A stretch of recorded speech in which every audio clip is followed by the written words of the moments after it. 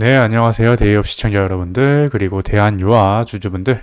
이 많은 기업들이 현재 2분기 실적을 발표하고 있는 가운데, 대한유아도 2분기 실적 발표를 진행했었는데요.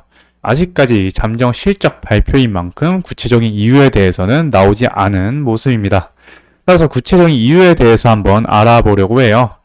제조 기업들은 이 원재료 단가와 이 판매 단가 그리고 판매 수량에 따라서 결국 이 영업이익이 정해질 수밖에 없는데요. 그래서 이 그중에 원재료 단가와 이 판매 단가 부분이 2분기에 어느 정도가 될지 한번 확인을 해볼 거고요.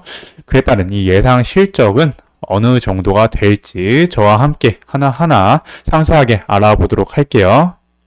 먼저 2분기 실적 한번 알아봐야겠죠? 네, 2분기 실적이 일단은 영업 손실이 63억 원으로 이 적자가 축소가 되었다고 하는데요. 일단 이 이유를 보니까 이 매출이 7,416억 원으로 이 작년 동기 대비 17.21% 증가를 해서 결국 이러한 이 영업 손실이 축소가 되었고, 그리고 그에 따른 이 순손실 또한 이 18억 원으로 적자 폭이 축소된 모습까지 확인을 하실 수가 있겠습니다. 그렇다면 이렇게 축소가 된 이유를 좀 알아보기 위해서 먼저 어떤 사업을 영위하는지 한번 살펴보아야겠죠? 이 대한유아는 이 총 한 두 가지 부분을 조금 생각을 하시면 되는데, 이 기초 유분 및 모노머 부분과 이 폴리머 부분으로 이 총 이제 45.84, 52.46%로 이 전체 매출의 대부분을 차지하는 모습을 확인하실 수가 있습니다. 이때 이 구체적인 용도가 PP, HDPE 원료로 일단 이 제품을 만들고 있고요. 이 원료를 이용해서 이 PP와 HDP를 생산까지 하면서 이 두 개의 사업이 결국 연결이 되어 있다라고 보시면 되겠습니다. 이때 이 PP와 HDPE는 이 폴리프로필렌과 폴리에틸렌이라는 거거든요. 근데 이 폴리프로필렌 그리고 HD가 붙었잖아요. HD가 붙었기 때문에 고밀도의 폴리에틸렌이다라고 생각을 하시면 됩니다. 이 두 개가 일단 플라스틱을 만들기 위해 꼭 필요한 원재료라고 생각을 하시면 되고요.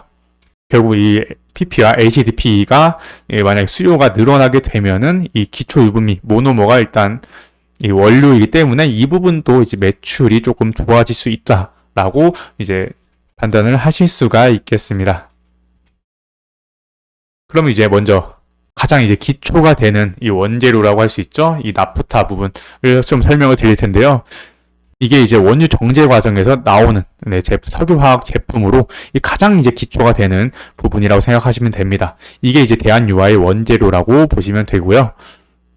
이 부분이 일단은 2023년보다 이번 1분기에 686원을 기록을 했다고 합니다. 이 부분 일단 체크 한번 해주시고요.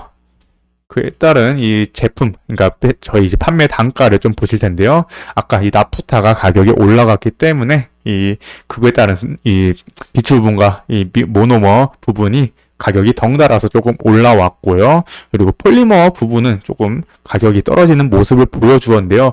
조금 수요가 젖어지면서 이러한 이 가격이 조금 떨어졌다라고 판단을 하실 수가 있겠습니다.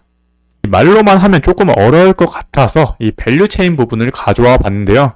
이 원유 정제 과정에서 이 화학 원료의 기초 재료인 아까 얘기 드렸던 원유 경제 과정에서 이 나프타가 나오게 됩니다. 이 나프타는 이 모든 이제 석유화학 제품의 가장 기초가 되는 부분이니까 이건 이제 석유화학 쪽에 투자를 하시는 분들이라면 꼭 필요한 이 단어다라고 생각을 하시면 되고요.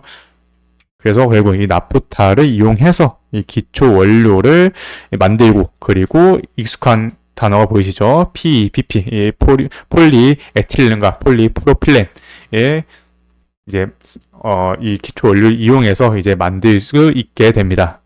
결국 보면은 이쪽 폴리에틸렌과 폴리프로필렌이 속한 이 합성 수지의 수요가 늘어나면 이 기초 원료 부분에 대한 부분도 조금 늘어나고, 그에 따른 나프타도 늘어나게 됩니다. 그래서 이렇게 상쇄적으로 움직이는 효과를 가지고요. 그리고 만약에 나프타의 원재료 가격이 조금 올라가게 되면은 기초 원료의 가격도 올라가게 되고, 그에 따른 합성 수지도 올라갈 수 있다라는 점까지 알고 가시면 되겠습니다. 이제 2분기 이제 원재료랑 그리고 이 판매 단가를 한번 확인해 보실 텐데요. 먼저 이 나프타 가격이 686원 정도라고 했었죠. 예, 보시면 이 1월부터 뭐 600원 중후반대 유지하다가 뭐 700원대까지 좀 가는 모습을 보입니다. 결국 이 평균 단가가 686원 정도를 기록하는 모습을 보여주었고요. 그리고 뭐 4월 들어서 가격이 조금 떨어지면서 뭐 1분기와 비슷한 양상을 보여주고 있습니다. 결국 이 2분기도 뭐 600원 후반이나 뭐 700원 초반대로 뭐 그렇게 큰 차이가 없을 것으로 보이고 있고요. 그 다음에 이제 판매 단가를 한번 볼 텐데요. 보면은 일단 1월부터 3월 기점으로 이제 4월, 5월, 6월 꾸준하게 올라가는 모습을 확인하실 수가 있습니다. 그래서 일단 폴리프로필렌 정도는 조금 판매 단가가 2분기에 좀 높아진 모습을 보여주었다라고 할 수 있겠고요. 그리고 이 폴리에틸렌 부분도 이 3월을 기점으로 4월달, 5월달, 6월달에 이 제품 단가가 올라가는 모습을 보여주었는데요. 이에 따라서 이 제품, 그러니까 이 원재료인 나프타의 가격은 유지가 되는데 이제 이 주요 제품인 이 폴리에틸렌과 폴리프로필렌이 조금 판매 단가가 올라가면서 결국 이 적자의 폭을 축소시킬 수 있었다라고 결론을 내릴 수가 있습니다.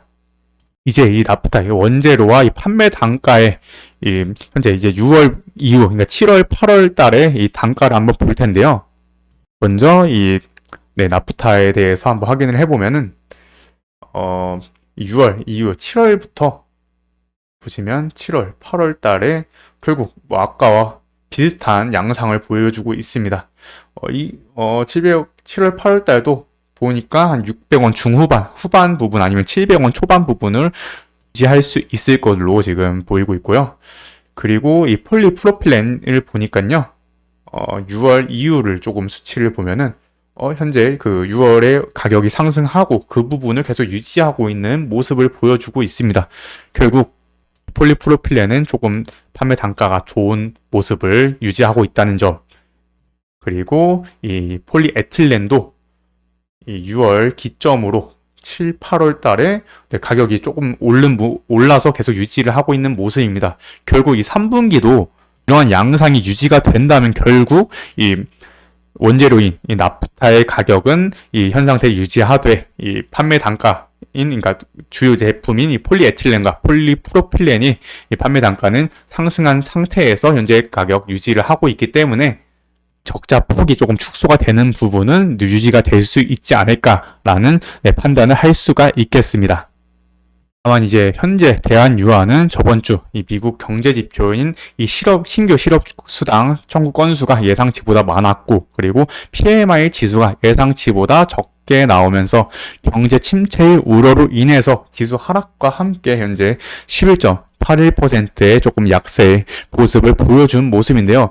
아까 이 원재료 측면에서는 현 상태가 유지가 되고 있었고 그리고 판매 단가는 이제 상승 추세를 보여준 이후에 그 가격 그대로 지금 유지를 하고 있는 모습이니까 지금 이제 전체적인 시장에 대한 우려보다는 가시적으로 당장 확인을 할 수 있는 이 판매 단가에 더 집중을 하시고 뭐 9월 달까지 이 부분 확인해서 뭐 3분기 일정 모멘텀이 어느 정도 될지 한번 유추를 해보도록 하겠습니다. 제가 준비한 소식은 여기까지고요. 시청해 주셔서 감사합니다.